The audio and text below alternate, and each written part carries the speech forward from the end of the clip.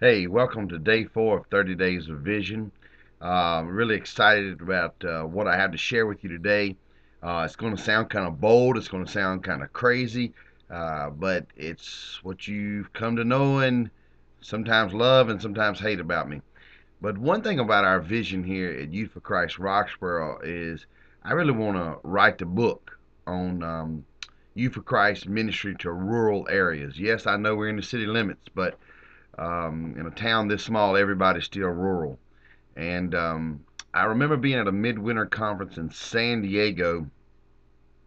I am pretty sure it was February of 2008 when a very wonderfully spoken guest speaker from LA stood up and talked about the importance of urban ministries. And he quoted a statistic that said that 50 million uh, of the teenagers in the United States lived in urban and suburban settings, and that we really need to work hard to reach them. And I remember thinking at that very moment, wow, if not, oh, excuse me, not 50 million, but half of the 50 million, 50% of the 50 million teens in the United States lived in urban and suburban settings.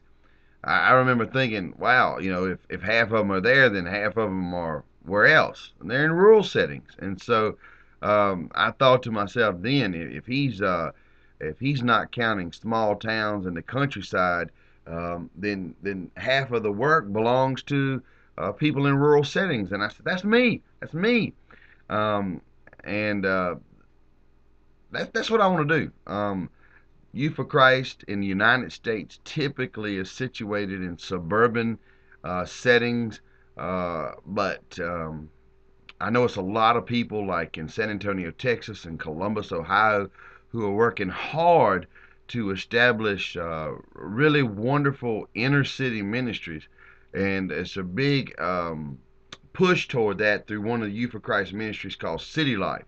And I don't think we'll ever have something called country life, but if we did, I want to say that when they label it that, we here at Youth for Christ Roxboro have done much to write the book on that.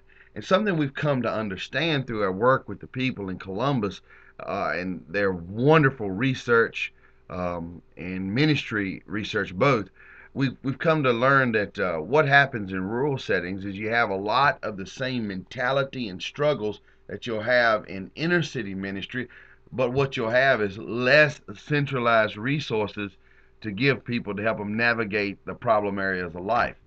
Regardless, suburban, urban, rural, what we're looking at is people who need to be shown the love of God. They need to realize it in their own hearts.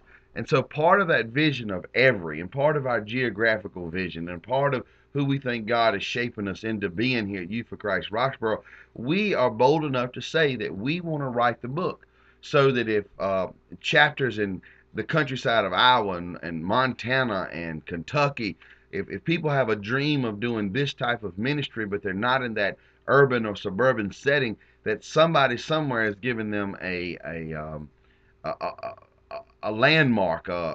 Someone's giving them a plan, a blueprint that they can look at and say, hey, this can be done. We can have this type of ministry in a rural setting because we've seen it through Youth for Christ in Roxboro, North Carolina.